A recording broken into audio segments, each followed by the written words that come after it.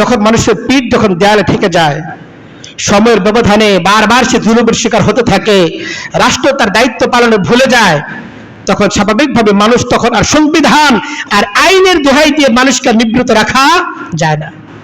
এই জন্য মনে করি রাষ্ট্রের জিম্মাদারি এটা যে রাষ্ট্র তার দায়িত্ব পালন করুক। আমি যে কথা বলতেছিলাম সেটা বলে শেষ করে দিচ্ছি। দেশে যখন চরম আকার ধারণ করছিল আমাদের সমাজের দ্বারা সংখ্যালঘু সম্প্রদায়, তারাও যে বিচ্ছিন্ন কিছু ঘটনার মাধ্যমে কিছু বাড়িঘর তাদের ভাঙচুর ইত্যাদি হয়েছে, এটা ফুলটাই হয়েছে রাজনৈতিক কারণে। এখানে ধর্মীয় সম্প্রদায়ের কোনো হাত ছিল না। বরং আমরা দেখেছি পাতিয়াগড় যখন আইন শৃঙ্খলা যখন ভেঙে পড়েছিল, মাদ্রাসার ছাত্র আলেম ওলামারা তাদের হিন্দুদের মন্দির পর্যন্ত পাহারা দিয়েছে, তাদের বাড়িঘর সেদিন পাহারা দিয়ে রেখেছে। যদি ধর্মীয় কারণে হতো, কোন মাদ্রাসার ছাত্র তাদের বাড়িঘর পাহারা দেওয়ার জন্য কোশ্চিনকালেও যেত না। এবং আমাদের দেশে ইতিপূর্বে যতবার এই দেশে ধর্মীয় দাঙ্গা লাগানোর পায়তারা করা হয়েছে, আমরা বর্তমান সরকারের কাছে অনুরোধ করতে চাই প্রত্যেকটা ঘটনা তদন্ত করা হোক এবং এই সমস্ত অপরাধের সাথে কারা জড়িত খুঁজে বের করা হোক এবং তাদেরকে দৃষ্টান্তমূলক শাস্তি দেওয়া হোক। কিন্তু আমরা দেখেছি ইতিপূর্বে যতগুলো ঘটনা ঘটেছে, কোন তদন্ত আর বাস্তবতার মুখ দেখে নাই, কোনো ফলাফলের মুখ দেখে নাই, কারণ এগুলো সব হয়েছে রাজনৈতিক ইন্ধনের মাধ্যমে।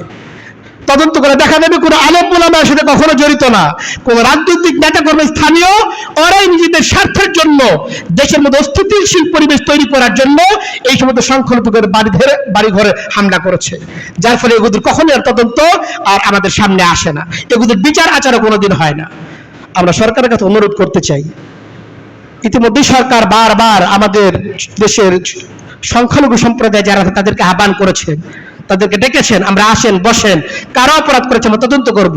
দেশের সকল নাগরিকের জন্য এক আইন থাকবে, কিন্তু একটি বিশেষ গোষ্ঠী যারা নিজেদেরকে সম্মিলিত সনাতনী জাগরণ মঞ্চের নাম দিয়ে দেশের বিভিন্ন অঞ্চলে বিরাট বিরাট সমাবেশ করতেছে এবং নাম দিতেছে তারা নাকি এই দেশে নাকি ব্যাপক হারে তারা নাকি নির্যাতনের শিকার হয়েছে, ধর্মীয়ভাবে তাদের বিরুদ্ধে নাকি মানুষ মুসলমানরা তাদের উপর নির্যাতন করতেছে। সরকার পক্ষ থেকে বারবার উদ্যোগ গ্রহণ করার পরও তারা সরকারের ডাকে সাড়া না দিয়ে বিভিন্ন জায়গায় বড় বড় সমাবেশ করে সরকারের ভাবমূর্তিকে আন্তর্জাতিক সম্প্রদায়ের কাছে নেতিবাচক ভাবে উপস্থাপন করার জন্য তারা একের পর এক তারা তাদের প্রপাগান্ডাগুলো চালিয়ে যাচ্ছে। এবং এই জাগরণ মঞ্চে মুখপাত্র হিসেবে যে ব্যক্তি মুখপাত্রের দায়িত্ব পালন করতেছে চিন্ময় কুমার দাস, একের পর এক রাষ্ট্রদ্রোহী কর্মকাণ্ড সে পালন করে যাচ্ছে, সংখ্যালঘু সম্প্রদায়কে দাঙ্গা লাগানোর জন্য বারবার উস্কানিমূলক বক্তব্য সে দিয়ে যাচ্ছে। আমরা আশা করব কোন ব্যক্তি বা সংগঠন যেই হোক না কেন রাষ্ট্রবিরোধী অপতৎপরের সাথে জড়িত থাকবে, দেশের শান্তি শৃঙ্খলা বিনষ্ট করার জন্য সে চেষ্টা করবে, তাদের বিরুদ্ধে ব্যক্তি এবং দলের বিরুদ্ধে সরকার কঠোর ব্যবস্থা গ্রহণ করবে। আগামী দিনে এই দেশের মানুষ যারা শান্তি শৃঙ্খলার সাথে বসবাস করতে পারে।